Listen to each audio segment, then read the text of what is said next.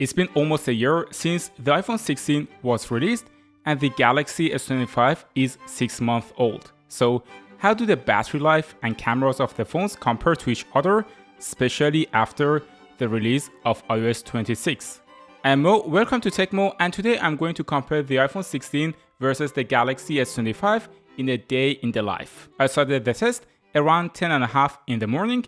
Both phones were charged to 100%, but the Galaxy had already lost 1% when I was going through the settings.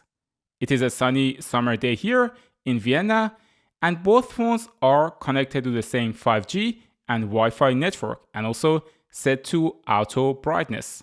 I put both phones to play YouTube, and after around 45 minutes, the Galaxy had lost 4%, while the iPhone was at 99%. The iPhone usually loses the first few percent more slowly. I then decided to go out and be outside since the weather was good, and I put both phones to track my activity using Komoot. When I'm outside and it's sunny like today, it is important that the phones get bright. The Galaxy definitely gets bright enough under direct sunlight, and it has a nice 120Hz display. The iPhone display also gets bright enough and is visible under sunlight, but it has a 60Hz display, which helps with battery life to an extent, but also means it is not as smooth as the Galaxy screen. There's also a dynamic island on top, and with slightly larger bezels, it makes the phone look slightly tighter in space than the Galaxy. I arrived at my favorite cafe here in Vienna, and the iPhone was at 94%, while the Galaxy was at 87% battery left. I took this shot with the ultra-wide lens, and the iPhone was more contrasty, while the Galaxy lifted the shadows, making joy visible. On the other hand, the iPhone ultra-wide lens can do macro shots, but the Galaxy one cannot. If you want to have macro shots with the Galaxy, you would better use the 3x telephoto lens like I did here. For the main lens, there are two differences between the phones. First, the iPhone is f1.6 instead of f1.8 on the Galaxy, meaning you get more bokeh and light. But on the other hand, the Galaxy lens is wider. But in real life, you can barely see any difference, and they are both very similar in terms of quality. To test the video on my quality, Joy is going to talk about coffee. Hi, I'm Joy. I'm the Vienna School of Coffee, and I'm a coffee roaster, I'm a barista trainer. So in very short time, I try to show you now what's important when you make espresso. With the main lens, the colors of the iPhone are warmer and the Galaxy is on the colder side here. What is interesting is that with 3x zoom, even though the iPhone does not have a telephoto lens, it managed to capture a much sharper and more clear image. But that's the only instance where I saw the iPhone doing a better job. If we try to capture wildlife, for example, you can see that the iPhone, even at 3x zoom, struggles a bit to get a sharp image. If we zoom in further, like 5x, the difference becomes more visible, where the Galaxy is not only sharper, but also retains highlights better. If we zoom in further to around 10x, it is not even a comparison anymore, and the Galaxy is able to take better photos. The same can be said about the zoom videos at 5x zoom, where the Galaxy video is more clear compared to the iPhone. In terms of AI and software features, the Galaxy is usually a step ahead, and the iPhone is always trying to catch up. For example, in iOS 26, you have a feature similar to Circle to Search. You can take a screenshot of the picture you took and scratch over the subject you want to get more information about, and the feature works nicely. It is just that there are a couple of extra steps. My Galaxy is still on OneUI 7 because my region does not get the beta of OneUI 8, but the 7 and 8 are very similar, and on both you get the Circle to Search function. iPhone and iOS 26 also changed the interface of the camera app, and now everything is more hidden, including the settings, which I think is actually rather nice and less overwhelming for an average user. Both phones also have a portrait mode where the subject background is blurred, and the Galaxy gives my skin an orange tone while the iPhone captures it more naturally.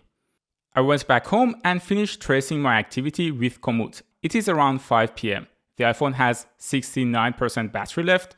Nice. And the Galaxy has 65%. Both phones have a time-lapse feature, and I put them on time-lapse while I was trying to build my new chair, Flexi C7. I'm the last person you want to call to build furniture, but with Flexi, it took me only 15 minutes to build it without needing any additional tool. Flexi Spot, the sponsor of today's video, is known for making amazing home office equipment. Everything in this C7 chair is adjustable, including but not limited to head adjustment, the handles, both rotation and height. And if you get the version with the footrest, you can also use it for resting. You can use the chair in any position. For example, I use this position to work with my laptop since I get the right amount of support on my back and also my neck. But you can also push the back and lie down when you need a bit of rest and relaxation. The chair has an excellent quality, but if anything goes wrong, you also have a 5 years warranty to cover it. They also often run crazy discounts, and you can see the ones running right now on the screen. I'll put the link in the description. Thanks to Flexi for sponsoring this video. After building the chair, I went outside near the old Danube River to have dinner with a friend. I snapped some more photos, and the more I take photos with these phones, the more I realize you can't really go wrong with either of them. The iPhone is more contrasty and the Galaxy has more raised shadows, but overall, the photos are rather similar. Of course, until you start to zoom, where the Galaxy can take better zoom pictures. Or if you take pictures during sunset, where the Galaxy shows more magenta and the iPhone color science is colder. After dinner, I started to go back home by walking, and right now, the iPhone has 63% battery left, while the Galaxy has 60%. Both phones have AI features, and if you hold the power button, you can talk to ChatGPT or Gemini. But I realized outdoors in a windy situation, the iPhone never understood my question. I tested it multiple times, and it's either got it wrong, or once it even asked me if I wanted to call emergency services. It would only work if I held the mic very close to my mouth. It was getting dark and I took this photo with the ultrawide lens, and similar to the indoor one, the iPhone is more contrasty and darker. With 2x zoom here, the Galaxy photo is, in my opinion, better, and the iPhone one shows more motion blur. For selfie though, I lean more towards the iPhone, and I prefer it over Galaxy.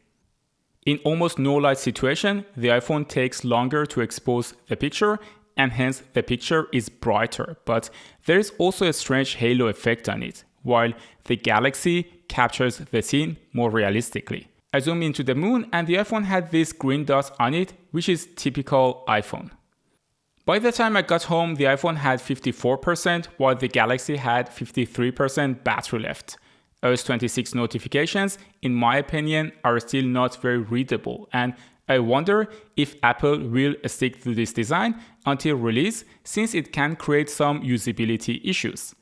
I do prefer the design of the Galaxy notifications with a less transparent background.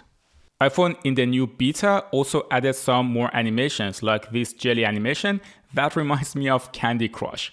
The Galaxy animation here is more of a fading, stretching type, which is nice too. Galaxy also generally has more features, especially when it comes to AI. For example, I love the AI select tool and the ability to select any text and translate it or copy it in any app. Also, when it comes to removing objects, the iPhone 16 still struggles to properly remove the object from the scene. After so many jokes and backlash being made about it, I really thought Apple was going to fix it in iOS 26.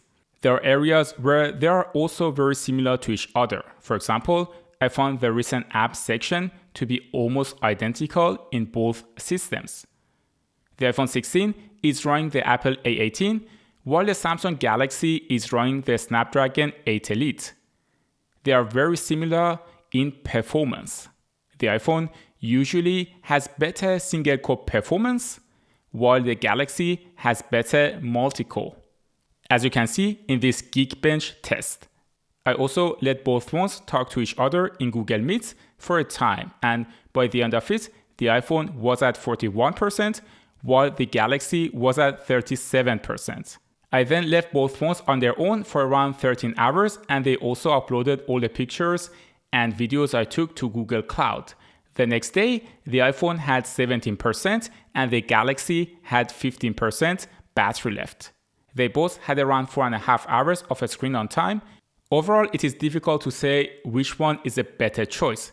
The Galaxy has a telephoto lens, a 120Hz display, and more software features, while the iPhone syncs better with your MacBook, and hardware-wise, it has macro.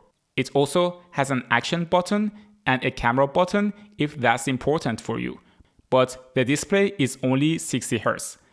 If you want a 120Hz display, you have to pick the iPhone 16 Pro.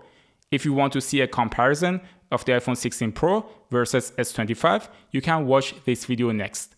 Thanks for tuning into Techno, and I will see you in the next one. I used to have a technology that I could turn things off, but I don't have it anymore. I have to go there. No.